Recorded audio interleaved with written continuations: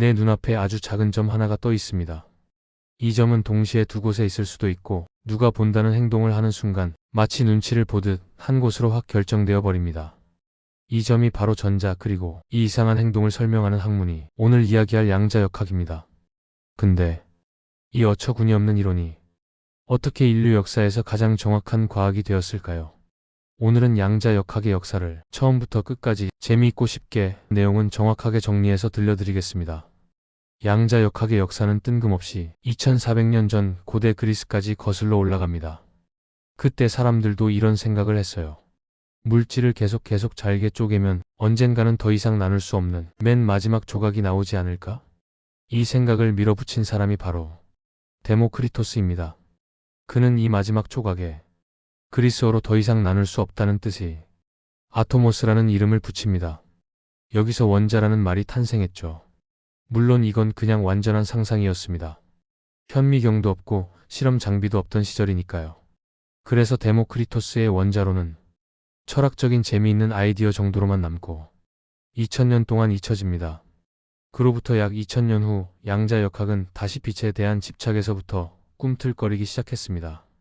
사람들은 오래전부터 빛을 보며 궁금했어요. 빛은 입자처럼 날아오는 걸까? 아니면 파동처럼 퍼져나가는 걸까?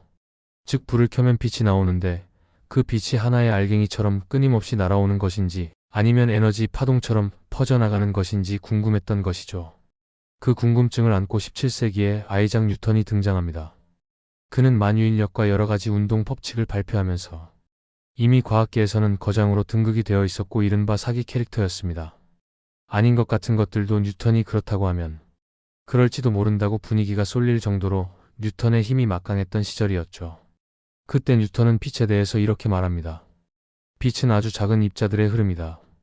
뉴턴이 빛은 입자라고 못을 박아버린 것이죠. 그래서 당대 과학자들은 뉴턴이 그러하니 빛은 입자인가 보다 했습니다. 그렇다고 뉴턴이 아무런 근거도 없이 그런 말을 한 것은 아니었습니다.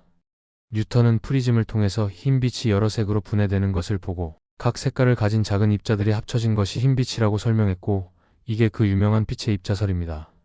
그런데 그때 뉴턴과 같은 시대에 살던 하위언스는 이렇게 말했습니다. 빛은 물결처럼 퍼져나가는 파동이다. 거장이었던 뉴턴의 말에 반발을 하고 나선 것이죠. 여기서 잠깐 입자와 파동 둘 중 하나는 틀려야 할 것 같죠? 빛이 입자인지 파동인지에 대한 논쟁은 무려 100년이 넘도록 지속됩니다. 그 후 1801년 영국의 의사이자 물리학자였던 토머스 영이 과감한 실험을 하나 합니다. 빛을 아주 좁은 두 개의 틈에 통과시켜보는 실험이었죠.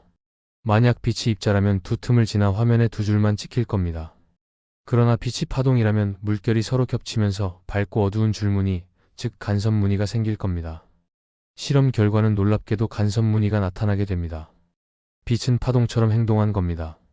이때부터 사람들은 빛은 파동이라고 거의 확신하게 됩니다. 이후 19세기 중반 제임스 클러크 맥스웰이 등장하게 됩니다.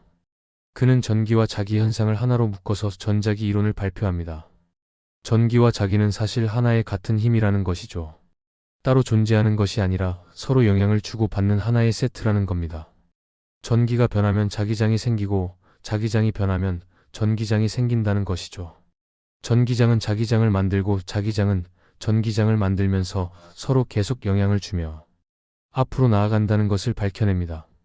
그리고 맥스웰은 전기장과 자기장이 서로 영향을 주며 앞으로 나아가는 속도를 수식으로 계산하게 되는데 그 속도가 우리가 아는 빛의 속도와 같았습니다. 즉 맥스웰은 빛은 전기와 자기의 파동이라는 것을 밝혀낸 것이죠. 어라? 이거 빛이었네? 이때부터 빛은 전자기파라는 인식이 과학계에 자리를 잡게 됩니다. 이제 입자설은 완전히 묻혀버린 것처럼 보였습니다. 이후 19세기 말 과학자들은 달궈진 물체가 내는 빛을 연구하다가 큰 벽을 만나게 됩니다. 당시에는 뉴턴의 물리학이 지배적이어서 과학자들은 열과 빛을 모두 뉴턴 물리학으로 설명하려고 했습니다. 예를 들어서 빨갛게 달궈진 쇠, 노랗게 빛나는 전구 필라멘트, 태양빛 등등. 이런 것들이 온도에 따라 어떤 색을 띠며 어떤 빛을 얼마나 내는 것인지 정확한 법칙을 찾고 싶었던 것이죠. 그래서 흑체라는 이론적 물체를 가정했습니다. 모든 빛을 완벽히 흡수하고 온도에 따라서 특정한 스펙트럼의 빛을 내는 물체인 것이죠. 그래서 이걸 관측해서 수학식으로 예측해보자는 것이 목표였습니다. 고전 물리학은 물체 안에 있는 전하들이 튕기면서 파동을 낸다고 설명했고, 그러므로 짧은 파장 쪽으로 갈수록 더 많은 에너지를 방출할 것이라고 예측했습니다. 즉 빨간색은 에너지가 적고 파란색, 자외선은 엄청난 에너지를 가지고 있다고 예측한 것이죠. 근데 실제로 실험을 해보니 적외선, 가시광선 부분에서 에너지가 올라갔다가 자외선 쪽으로 가면 다시 에너지가 떨어지는 것을 알게 되었습니다. 즉 자외선은 엄청난 에너지를 방출할 것이라고 예상했는데 반대로 거의 에너지를 방출하지 않는 것을 알게 된 것이죠. 이걸 고전 물리학식으로 계산해보면 파장이 짧아질수록 에너지가 무한대로 증가한다는 결론이 나오게 됩니다. 어렵죠? 괜찮습니다. 어차피 물리학자 될 것도 아니잖아요. 이것만 이해하면 됩니다. 뉴턴의 고전 물리학의 이론에 따르면 물체는 자외선을 무한히 많이 방출해야 한다는 결론이 나오는데 실제 실험에서는 거의 방출이 되지 않는다는 것을 알게 된 것이죠. 즉, 고전 물리학이었던 뉴턴의 역학과 전자기학은 자연을 완벽히 설명한다고 생각했는데 흑체 복사 문제는 이러한 고전 물리학의 가장 기초적인 가정이 틀렸다는 것을 밝혀버린 사건인 것입니다. 물리학의 토대 전체를 다시 세워야 하는 엄청난 일이 일어난 것이죠. 이후 1900년 독일 물리학자 막스 플랑크가 승부수를 던집니다. 에너지가 연속적으로 나오는 것이 아니라 아주 작은 덩어리로 나오는 거라면? 쉽게 말해서 고전 물리학에 의하면 빛, 열 등의 에너지는 물처럼 연속적으로 자연스럽게 나옵니다. 에너지가 부드럽게 우상향한다고 생각한 것이죠. 근데 만약 이게 사실이라면 흑체 복사 문제에서는 자외선 쪽에서 에너지가 무한대로 폭발하는 일이 발생하게 됩니다. 다행히도 실험은 정반대의 결과였죠. 그래서 이 괴리를 막기 위해서 막스 플랑크가 가설을 세웁니다. 에너지가 연속적으로 나오는 것이 아니라 작은 덩어리로 끊어져서 나온다고 말이죠. 즉 물처럼 부드럽게 흐르는 것이 아니라 동전을 하나씩 던지는 것처럼 단위로 끊겨서 나온다고 생각한 것이죠. 그리고 공식을 만들게 됩니다. 에너지의 크기는 진동수와 비례한다는 것이죠. 즉 진동수가 높을수록 에너지 덩어리 하나의 크기가 커진다는 것입니다. 그리고 중요한 것은 그 에너지는 정해진 크기로만 나온다는 것이죠. 예를 들어서 1개, 2개, 3개는 가능하지만 갑자기 2.65개가 나온다는 것은 불가능하다는 겁니다. 여기서 많이 어려우실 겁니다. 쉽게 생각해서 초콜릿이 10개 들어있는 통이 있다고 가정하겠습니다. 단위는 당연히 1개씩 들어있겠죠. 통을 열어보니 1개씩 들어있어야 하는 초콜릿이 갑자기 1.1개, 2.5개씩 들어있지는 않다는 겁니다. 여기서 막스 플랑크는 이렇게 생각했습니다. 이건 그냥 수학적인 요령일 뿐 진짜 현실은 아닐 거야. 고전 물리학파였던 막스 플랑크는 자신이 이 사실을 밝혔음에도 불구하고 믿고 싶지 않았던 겁니다. 근데 이때 이 요령이 진짜 현실일지도 모른다고 주장하는 사람이 나타났습니다. 그건 바로 알버트 아인슈타인. 1905년 아인슈타인은 인류 역사상 최고의 한 해를 보냅니다. 특수상 대성이론, 브라운 운동 설명, 광전 효과를 발표한 것이죠. 여기서 광전 효과가 중요합니다. 금속판에 빛을 쏘면 전자들이 튀어나오는 현상이 있습니다. 이걸 광전 효과라고 부릅니다. 근데 실험을 해보면 이상한 일이 벌어집니다. 빛의 세기를 아무리 세게 해도 빛의 진동수가 기준보다 낮으면 전자가 전혀 안 튀어나온다는 것이죠.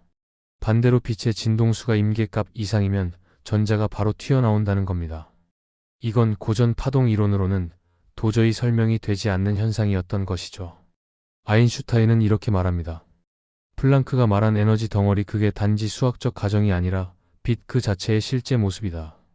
즉 빛은 작은 입자인 광자로 움직인다는 겁니다. 이걸로 빛의 입자설이 다시 부활하게 됩니다. 빛은 상황에 따라서 파동이기도 하고 입자이기도 한 존재라는 결론이 도출된 것이죠. 이제 갑자기 과학자들의 시선은 빛에서 물질로 옮겨지게 됩니다. 처음 말한 원자가 등장하게 된 것이죠. 원자는 전하를 가진 원자핵과 전하를 가진 전자로 이루어져 있는데 고전 물리학대로라면 문제가 발생합니다. 전자 같은 전하가 원자핵 주변을 빙글빙글 맴돌면 계속 전자기파를 내보내면서 결국 에너지를 잃게 됩니다. 힘이 없어지면서 궤도가 좁아지고 결국 전자는 힘을 잃고 원자에게 딱 붙어버려야 하는 것이죠. 근데 이렇게 된다면 아주 무서운 일이 벌어지게 됩니다. 세상에 존재하는 모든 것은 최소 단위가 원자로서 존재하는데 전자가 만약 힘을 잃어서 원자에게 붙어버린다면 세상에 존재하는 모든 것은 붕괴되어야 하는 것이죠. 그러나 아주 다행히도 세상은 붕괴되지 않고 잘 유지되고 있습니다. 하지만 왜 붕괴되지 않는지는 밝혀야 하는 문제가 남게 된 것이죠.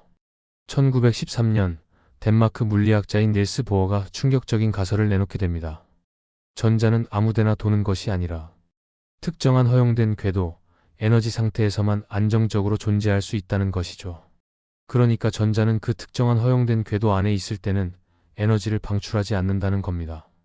전자끼리 궤도 사이를 이동할 때만 빛을 방출하거나 흡수한다는 것이죠. 아까 말한 막스 플랑크의 가설 생각나시나요? 에너지는 단위로 뚝뚝 끊겨 있다는 가설. 그때 그 단위가 바로 양자입니다. 닐스 보어의 가설은 전자 에너지가 불연속적인 계단처럼 뚝뚝 끊겨 있다는 이야기입니다.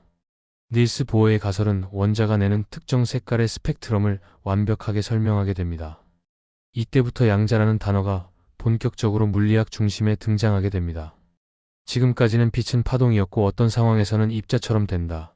물질은 분명히 입자라는 결론을 가지고 있었습니다. 근데 여기에 한 사람이 폭탄을 던집니다. 그는 바로 프랑스의 젊은 귀족 물리학자 루이 드브로이였습니다. 그는 아인슈타인의 논문을 보고 이렇게 생각합니다. 빛이 파동이면서 입자라면 물질도 파동이면서 입자일 수 있지 않을까? 이건 또 말도 안 되는 상상이었지만 1927년 데이비슨 점어 실험에서 전자에 대한 간섭 무늬가 실제로 관측이 됩니다. 즉 전자도 파동처럼 행동한다는 것이 실험으로 증명이 된 것이죠. 이제 빛뿐만이 아니라 모든 물질이 입자이면서 파동이라는 사실이 과학계 전체를 혼란에 빠뜨리게 된 것입니다. 이렇게 이상한 상황을 수학으로 제대로 설명하자고 나선 두 천재가 등장합니다. 독일의 젊은 물리학자 베르너 하이젠베르크, 오스트리아의 에르빈 슈레딩거입니다. 하이젠베르크는 우리가 직접 관측할 수 있는 것만 쓰자는 아주 보수적인 태도를 가지고 실험에 임하게 됩니다. 전자 위치가 어딘지 정확하게 알 수 없다면 굳이 그걸 이론에 넣을 필요는 없다고 생각한 것이죠. 그래서 그는 원자가 내는 빛의 주파수와 세기처럼 실제로 측정이 가능한 값들만을 가지고 새로운 수학 체계를 만들기 시작합니다. 그 결과물이 바로 행렬역학인 것이죠. 이 행렬역학은 닐스 보어의 원자 모형과 스펙트럼을 놀랍도록 정확하게 설명합니다. 하지만 너무 추상적이고 낯선 수학이라서 많은 물리학자들이 고개를 갸우뚱하며 인정하지 않는 모습을 보입니다. 반면 슈레딩거는 드브로이의 물질파에 매료됩니다. 전자도 파동이라면 파동을 설명하는 파동방 정식을 세울 수 있다고 믿은 것이죠. 그는 1926년 지금도 물리학과 학생들을 괴롭히는 그 유명한 슈레딩거 방정식을 발표하게 됩니다. 이 방정식은 전자와 같은 입자를 하나의 파동 함수로 표현하고 시간에 따라서 어떻게 변하는지 알려주는데요. 처음에는 이게 도대체 뭘 의미하냐는 논쟁이 있었지만 마침내 막스 보른이라는 학자가 결정적인 해석을 제안합니다. 파동함수 자체가 물리적인 파동이 아니라 입자가 그 위치에 있을 확률의 밀도라는 것이죠. 즉 양자 세계에서 우리가 예측할 수 있는 것은 정확한 위치가 아니라 그 위치에 있을 확률뿐이라는 뜻입니다. 전자가 여기 있을 확률은 30%, 저기 있을 확률은 50%. 대략 이런 식이었죠. 이 해석은 추후에 하이젠베르크의 행렬역학과도 수학적으로 완전히 동등하다는 것이 밝혀집니다. 두 이론은 서로 다른 언어를 쓰고 있지만 같은 이야기를 하고 있다는 것이었죠. 하이젠베르크는 이후 양자 세계가 내는 메시지를 한 문장으로 정리해버립니다. 입자의 위치와 운동량은 동시에 정확하게 알 수 없다는 것이죠. 이게 바로 불확정성 원리입니다. 간단하게 말하자면 위치를 아주 정확하게 알려고 하면 그 순간 입자의 운동량 정보가 흐려지고 운동량 정보를 정확하게 재려고 하면 위치 정보가 퍼져버려서 둘을 동시에 정확하게 알 수 없다는 겁니다. 이건 측정 장비의 한계가 아니라 자연 자체의 성질이라고 결론을 지어버린 것이죠. 즉 우주는 애초에 모든 정보를 다 알려주지 않도록 설계된 것처럼 보인다는 겁니다. 근데 과학자들의 고질병이 있습니다. 무언가를 밝혀낸다는 것은 완벽하게 그것을 증명하고 설명할 수 있어야 한다는 것이죠. 그러니 동시에 측정할 수 없고 확률로만 존재한다는 불확정성의 원리는 그저 변명처럼 들릴 뿐이었습니다. 아니나 다를까 다툼이 일어나게 됩니다.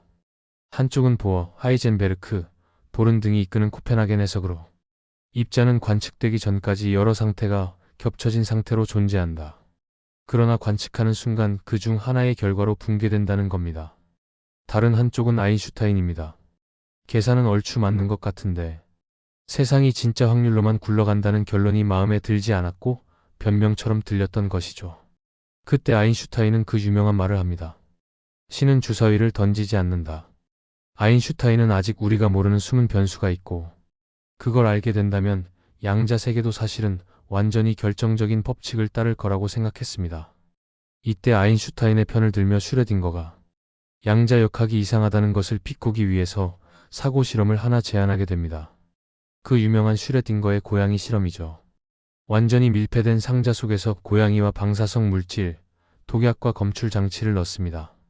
1시간 안에 물질이 붕괴할 확률이 50%이며 붕괴되면 장치가 작동하여 독약이 분출되어 고양이는 죽고 붕괴되지 않으면 고양이는 생존한다는 실험이죠.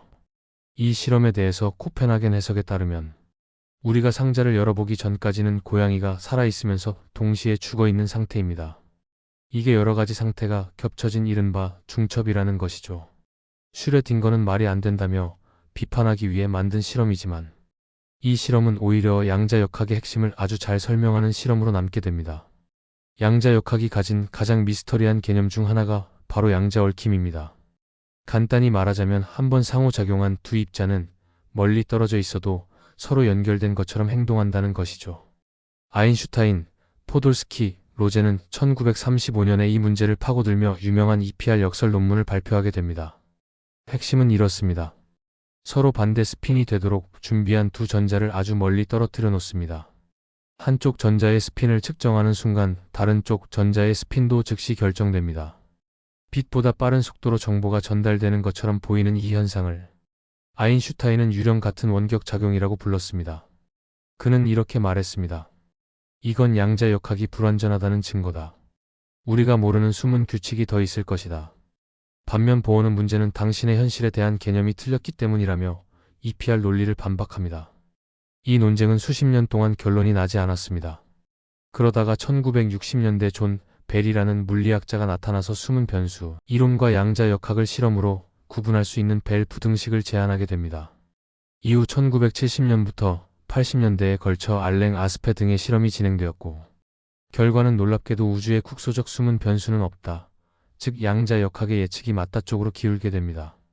다시 말해서 양자 역학은 우리의 상식을 박살내었지만 실험 결과를 가장 잘 맞히는 이론이라는 점에서 압도적인 승리를 거둔 것이죠.